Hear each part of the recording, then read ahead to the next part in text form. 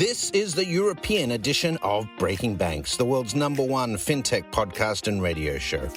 We bring you the European unicorns, startups, founders, regulators, and leaders innovating the rapidly evolving fintech scene today.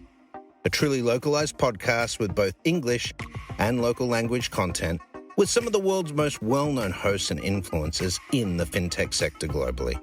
Join us every week as we explore what makes the European Union a phenomenal proving ground for many of the fastest growing fintech plays in the world today. Okay, let's roll.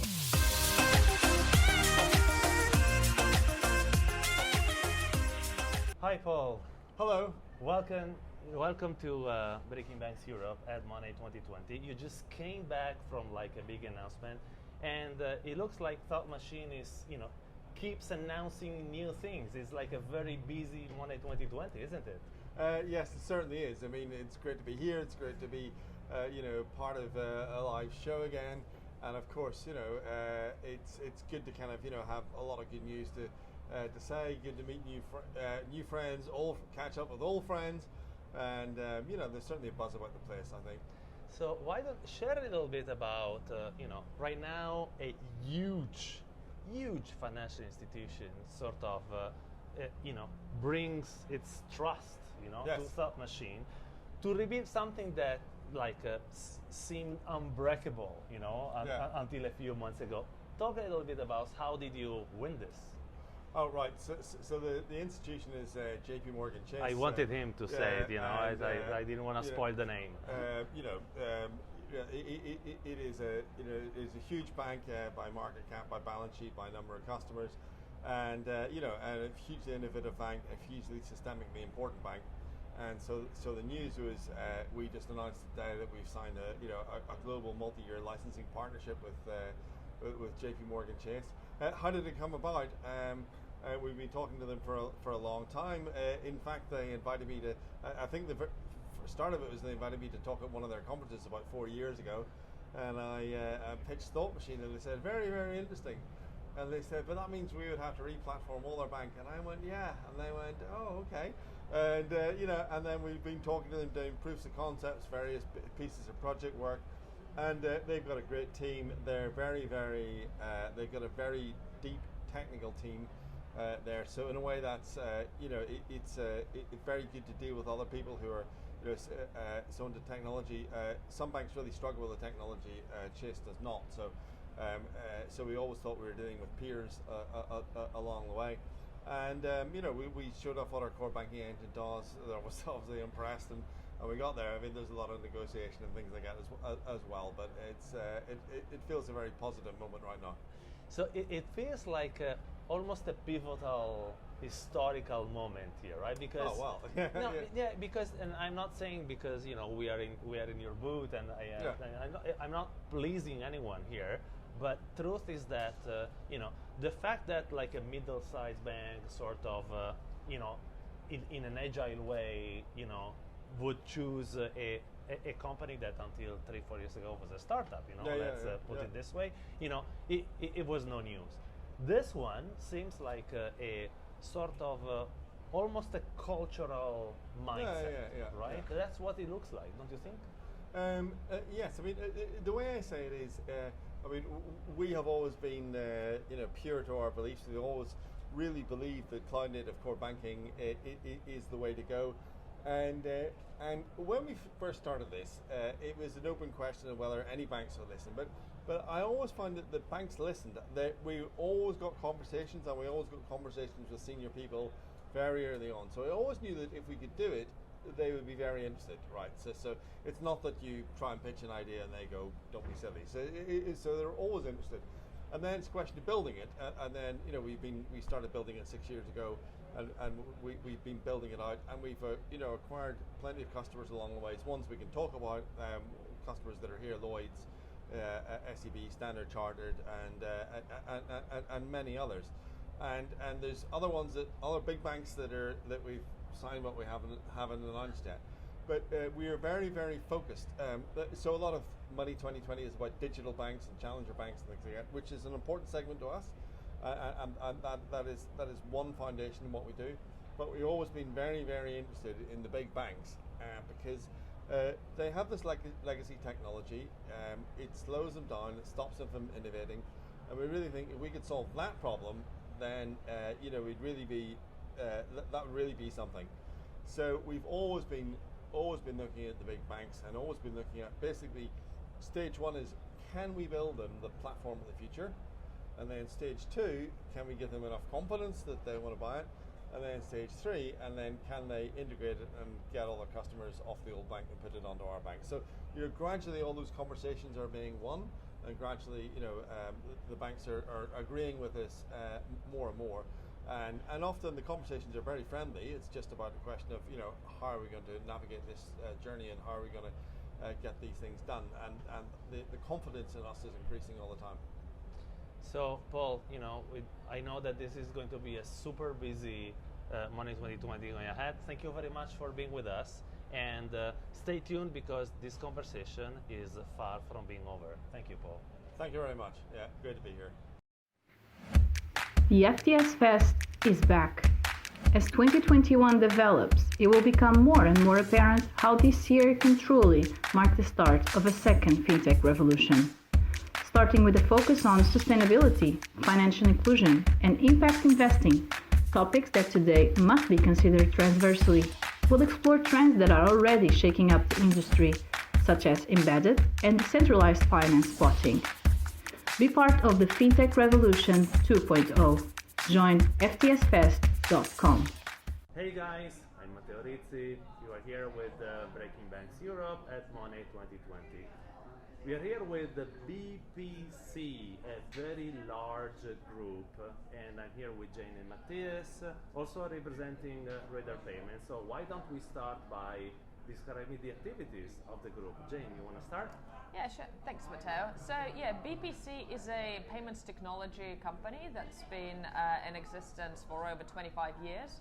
We're quite heavily emerging market focused because that's where we saw the payment innovation happening 20 years ago, and that's where the need was for the best payment and kind of financial services technology. And as we know, a lot of Asian, LATAM, African geographies, they kind of leapfrogged a lot of the legacy stages and payment and financial services that the Western Europe or the United States had. So we started there, but then we kind of steadily creeped across the world, and we're currently present in just under 100 countries globally. And our customers are banks, tier one, banks or lower tier, but still very important in their geographies.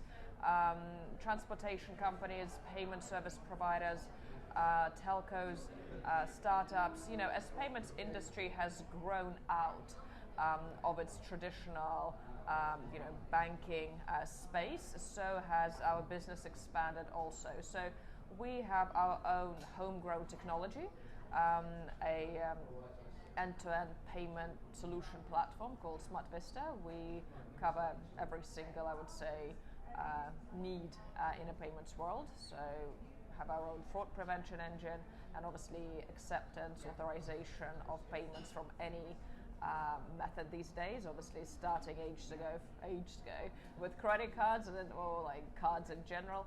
Now, obviously, we support account-to-account payments, all the wallets, QR codes, etc. And so I would say the focus of BPC is pure payments, and our client can be anybody who has a payment business component. Now, to build the bridge to Radar Payments, which is again part of the BBC, is that we saw a need, again a couple of years ago, when the world started moving into the cloud, into SaaS, that for a lot of the digital transformation to happen, it had to happen quicker and cheaper, and obviously implementing a payment transformation from a software perspective, ripping something out, putting something back in, is kind of high risk. a lot of big banks are not comfortable going through this process again, and on the startup level, as the kind of fintech and the startup economy, the new economy started, planting its roots. There, the need was for something that can be delivered quickly, not as expensively, but something that will put the businesses into business as soon as possible. And we realized that we wanted to service that segment, and to do that, we need to deliver all of our know-how as a service. And I believe we have a good niche there, because we are, very much of a new economy proof, so we can, deliver our solutions, through APIs, through sandbox. But at the same time, we have the experience and the breadth of solutions, again, and experience that we can offer, be it to traditional players or to startups, for them to truly scale. So Matthias, can we say that maybe Rather Payments is just like, I don't want to say the light, but the more agile version, that delivers the same service as the mother company, but just targeting a type of clients that have different needs? Yeah, definitely. So with Rather Payments, actually, we give fintechs or actually payment providers, financial institutions, an option to be much more quicker on the market side. So supporting them exactly in this way, to provide them with a digital platform to launch their products in a quite quick way, and we are actually on a global scale in this way. Jane, you just mentioned that you are sort of cross, vertical on financial services, but cross sectors. And you have telcos, large corporates, and all over the world. So it seems like what we call embedded finance today, right? So the fact of being able to serve non-financial services customers with payment services that enable their businesses, right? So, and I think we have a great opportunity here to talk with someone who has a truly global vision, So I didn't think, for example, that Latin America, for example, or Southeast Asia, beside the Grab example that everyone knows, were already so sort of forward-thinking, in terms of embedded financial services in non-financial business. Is that the case already? It is the case, because I think there, as I said, that those countries that kind of leapfrogged a lot of the kind of financial service development, and I guess that's to their own benefit. So there is a much more accepted norm that you don't have to go to a bank to kind of carry out your payments needs, right? So I think they're also, because of the population, especially in Southeast Asia, being overall younger, more tech savvy, the need for embedded finance, I think, is just more acute there, and it's easier to adopt because the audience is already there. So indeed, and with that, again, we service. It's all about making payments seamless and frictionless, something that again has been talked about a lot, but now it's really the case. People just want to leave home with only their phone and nothing else, right? So, and to be able to pay with a phone, to be able to go into to go to transportation and be able to use, say, any token or a phone. That's really that's, I would say, generally the theme. So having your phone to kind of, in a way, at this stage, I think it's a phone. Later on, maybe it's going to go to further, even taking a step further, like it did in China with facial recognition, where literally just, without even looking into an app to pay for something, you just put your screen like this, and then from that one side, it already scans QR code for what you're paying, and here it kind of reads off your phone. So I would say yes, because they don't have the culture, I need to go to a bank to make a payment or to do something. The embedded finance has, is up to a better start. I don't know, Matthias, do you want to? Yeah, well, and actually, and as I already mentioned by Jane, actually, you have also these individual needs from nowadays customers, and actually It is really also depending on the region. So when we talk, as you mentioned, Matteo, on a global scale, actually, you still have to focus on all those regional context. So basically, it's not just about the technology, what is needed, but also when it comes to embedded finance, to understand all these legislations and the compliance burdens and really provide solutions for nowadays fintechs and nowadays service providers to really provide the best and actually the perfect checkout experience, and really serving them in a way that they provide seamless payment methods to the clients. Because just as I see myself, I'm actually one of those guys not even having any cards with me anymore, and it's actually using Apple Pay where it's possible, but in other hands potentially one day using Amazon Pay in a way that I just check out seamlessly on a supermarket before doing anything. And it's exactly what providers like we do, providing the tech, but also providing this knowledge how to really find ways to implement those things and being also compliant with all these regulations nowadays. And I think that's one of the key aspects here, the tech, but also find solutions for regulations. Jane, what is your partnership strategy? Because you said that you have like your own, for example, anti-fraud software, but and I understand that the objective is to be as much as possible a one-stop shop, right, for your clients. But at the same time, it would be sort of weird not to think of the fact that some of these solutions, somebody does better. Exactly, or could be built together, right? I'm genuinely interested in what's your philosophy, because there is a limit to the one-stop shop, right? No, absolutely, and we've definitely kind of experienced that, and maybe we're going through this because indeed on BPC's end, because we were so sure of the quality of people that we had and sort of the culture and the enthusiasm, and indeed that that we could build good technology and kind of build it quickly and build it very much tailor-made to the requirements of the customers, which is why we managed to accumulate such a broad set of solutions, because we have learned in a way by doing business with our customers. So by tailor-making a little bit to somebody, you have like this big kind of database. But indeed, as you rightly said, especially now where the velocity, just the momentum with which the world is kind of spinning, or rather our industry, is so quickly, like the cycles have become shorter, the the entry to market on whatever business you are in has to happen kind of quicker. The client adoption has to happen quicker. You're not going to be as quick or as good enough by adding yet another feature to your library of solutions.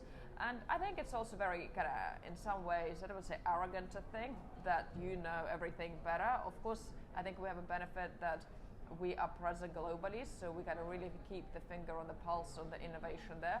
But there are, companies like focused companies that do just one thing. Like we do payments and only payments, and we do it well. But then payments also, as you rightly said, has a lot of components. So some people just do, KYC.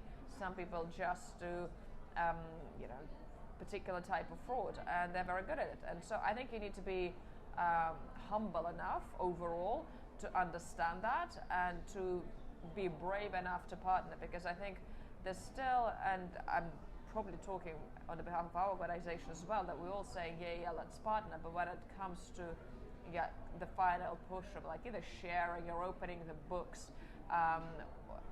everybody started having reservation, like, will they take our customers from us, that kind of stuff. So there is a certain, I would say, you cannot exist without, or rather, you cannot grow to the level that you want to if you're kind of ambitious or thinking, big, without any partnerships.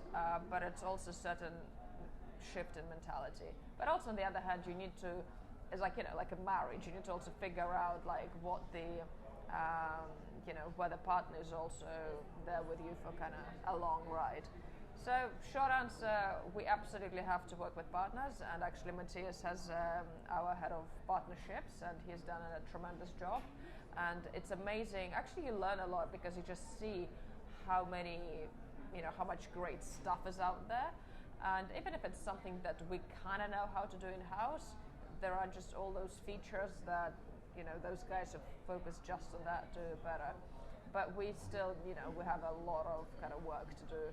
By the way, it's the same, I could ask to, any banks, right? Because, banks also have this not invented here syndrome, whereby, it's also like a mental process for banks, the fact of being able to release control, being able to partner with more agile, and talking about retail payments, typically more agile type of startups, right? So it is not just, your own need to partner. It's also a sort of a cultural change that I believe is happening in banks as well, right?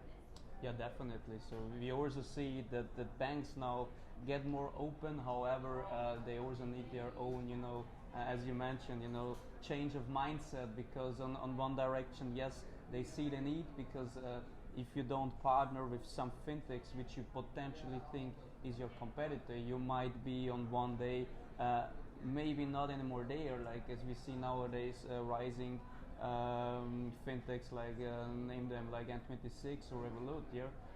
You will see potentially that some of the banks will realize, hey, potentially I can also partner with those guys because they have some products which can be really perfectly also fitting for my clients, and I want to serve them in the right way.